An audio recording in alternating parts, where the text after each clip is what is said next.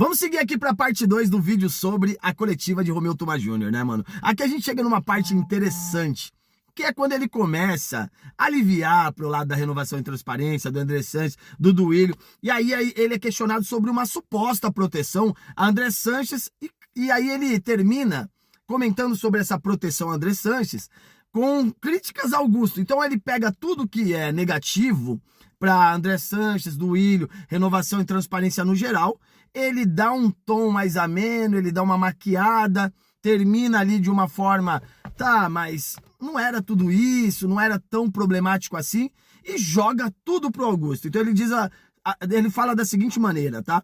Nem o Andrés, que eu fiquei no pé 16 anos, fui na justiça contra ele. Hoje falam que eu sou cria da renovação e transparência. Sabe o que eu tenho de similaridade com a renovação e transparências? As iniciais, RT. Mas ele sempre me respeitou. Eu nunca sofri com a renovação e transparência o que eu senti na gestão do Augusto Melo. Bom, rapaziada, aqui fica claro, né? Ele começa tentando tecer uma crítica e termina elogiando, mano. Eu não sei em qual universo a renovação e transparência é plausível de elogio. Eu não sei. Aqui quando ele fala a única coisa que eu tenho em comum com renovação e transparência é RT, ele brinca com essa situação. Ele tenta trazer para essa situação um meio de enxergar de forma mais leve e termina dizendo: eu nunca sofri com a renovação e transparência o que eu senti na gestão do Augusto Melo. Então, a crítica que era para tecer a André Sanches, renovação e transparência, ele simplesmente aqui aliviou e já focou a ponta do fuzil dele pro Augusto Melo, né? E aí ele diz o seguinte: eu deixei de ser candidato a presidente para unir a oposição. Se eu imaginasse que um dia de mandato ele iria roubar o Corinthians, eu jamais desistiria da minha candidatura. Então existe aqui uma mágoa entre os dois, que não estão nenhum dos dois pensando no Corinthians. Aqui não é sobre o Corinthians, aqui é sobre ele, é sobre mim, é sobre Romeu Tuma Júnior e é sobre Augusto Melo. Aqui não se fala de Corinthians. E muito da entrevista não era sobre Corinthians, era sobre o que o Romeu Tuma Júnior achava, o que o Romeu Tuma Júnior estava sentindo, o que o Romeu Tuma Júnior pensava sobre o caso. Não era sobre Corinthians. Se você pega grande parte de tudo que ele falou, é tudo sobre ele. O Corinthians é segundo plano na boca desses caras a todo tempo. Então, é uma troca de insultos e de acusações e de... Cara, é extremamente político. E só quem tá perdendo e sofrendo e sangrando é o Corinthians. E quem sente tudo isso? Porque o Corinthians é uma associação, uma instituição, e ele não tem sentimento. Agora, o torcedor é quem tem sentimento por tudo isso e é quem mais sofre nessa troca de acusações desses caras que não estão nem aí pro Corinthians. Então quem assistiu a entrevista sabe que a entrevista é sobre Romeu Tuma Júnior e suas opiniões. Não era para esclarecer absolutamente nada sobre Corinthians, né?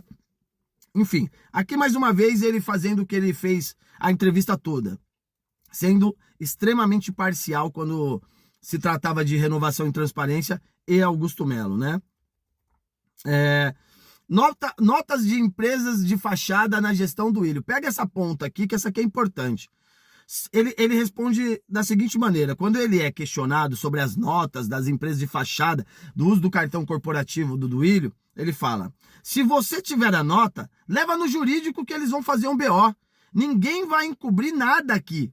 Se tiver a nota lá e não existir mercado, certamente vão abrir. Pode entregar para mim que eu levo. Ficou de fora nessa apuração do Ministério Público algo que vocês do GE notificaram. Vocês notificaram que o COAF apontou o uso do cartão do clube. Ele viu movimentação atípicas no uso do cartão do Corinthians. Não vi nada sobre isso. Vou levar ao Ministério Público isso. Eu não posso investigar. Quando eu for para o Ministério Público, farei questão de levar essas notícias de vocês, que é grave. Ele não sabe de nada.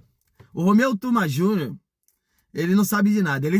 A função dele, o trabalho dele, é estar ali para saber. Mas ele não sabe de nada. O que se tratar de Duílio, o que se tratar de Sanches, o que se tratar de renovação e transparência, é novidade, ele não sabia. Assim como ele fala do cartão corporativo, ele fala: olha, houve um equívoco da parte dele, ele vai devolver, cometeu um erro. Equívoco, erro, engano, é uma vez, duas vezes. Na quantidade de vezes que foi utilizado esse cartão corporativo, que descobriram que estão usando esse cartão corporativo até hoje. Até hoje tem compra recente desse cartão corporativo. O cara deixou de ser presidente há quanto tempo? Ah, estão usando o cartão dele. Ô, rapaziada, na moral, é assim, ó, é subestimar a nossa inteligência.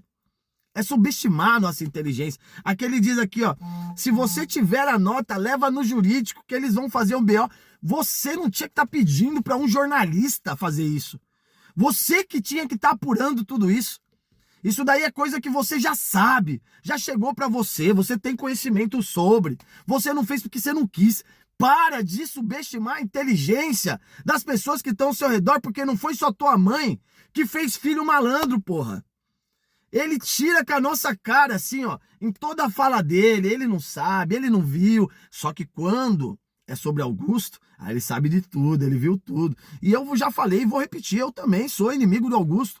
Acho o Augusto o mais podre de todos eles que estão aí. Foi o cara que mais traiu a torcida do Corinthians, o cara que mais decepcionou a gente, que a gente abraçou o cara. A gente comprou uma treta do cara que simplesmente frustrou parte da torcida de um jeito que hoje a torcida do Corinthians questiona se já não tá na hora da gente ser vendido pra alguém. Se vir uma Vic Safra aí comprar a gente. A torcida do Corinthians, que sempre se orgulhou do título time do povo, perdeu a esperança, muito pelo apoio que nós demos a esse último candidato que surgiu como um grande salvador da pátria. E aí eu digo pra vocês, custou caro apoiar o Augusto, né? Custou caro. Então a gente também não quer Augusto, a gente também não tá apoiando Augusto, e aqui eu também não tô, só que fica claro que existe uma coisa dele com o Augusto que não envolve o Corinthians, porra. Toda hora é o Augusto, mas quando se traz fatos, dados e material sobre André Sanches e Duílio, ele faz isso aqui, ó. Leva lá no jurídico. Ninguém vai cobrir nada aqui, não. Se tiver a nota, leva lá, né? Ele se isenta da própria responsabilidade. É um absurdo, rapaziada. É um absurdo. Vamos para outra fala dele aqui, importante, rapaziada. Estou acompanhando aqui na íntegra com vocês, tá? Foi falado também sobre SAF, né? Ele mandou aqui da seguinte maneira, tá, rapaziada? Eu vou passar para vocês aqui. Migração para SAF. Foi questionado se o Corinthians migraria para uma SAF. Não vamos conseguir fazer um estatuto que embarque todos os problemas que temos. Tem que vir uma lei federal para proteger o clube. Concordo. Aí eu já concordo com ele tá certo. Obrigar os dirigentes a apresentar contas. Obrigar os dirigentes a apresentar contas. As decisões são políticas. Aqui é luta política. Ele deixa claro isso daí, cara. E assim, tá óbvio para todo mundo, né? Não queriam reformar o estatuto para não mexer nas eleições. Se não vier uma lei, não vamos conseguir mudar nada. A Safiel tem interesses. Deram dinheiro para a campanha do ex-presidente. O Corinthians não vai ser SAF. SAF é modelo de sucesso? Me fala duas aí. O Corinthians não nasceu para ser entreposto de empresário. Tem sido usado, mas não nasceu para isso. Espero que o Corinthians renasça no próximo sábado. Bom, enfim, ele se mostra contra a SAF, o que seria óbvio, né? Eu também sou contra a SAF, e eu acho que qualquer corintiano que preza pela história do Corinthians é contra a SAF. O Corinthians é um dos poucos clubes que não precisa se tornar SAF, né? O Corinthians, com a sua torcida de tamanho continental, é um dos poucos clubes ao lado do Flamengo que não precisa ser SAF, né? Não precisam. O que a gente precisa é que esses caras lá dentro se organizem e tratem a coisa de forma profissional e séria, né? O que não acontece. É uma luta de interesses, é uma briga por interesses, é uma briga por posições, por privilégios que não acaba nunca. Então, eu concordo com ele, o Corinthians realmente não precisa ser SAF.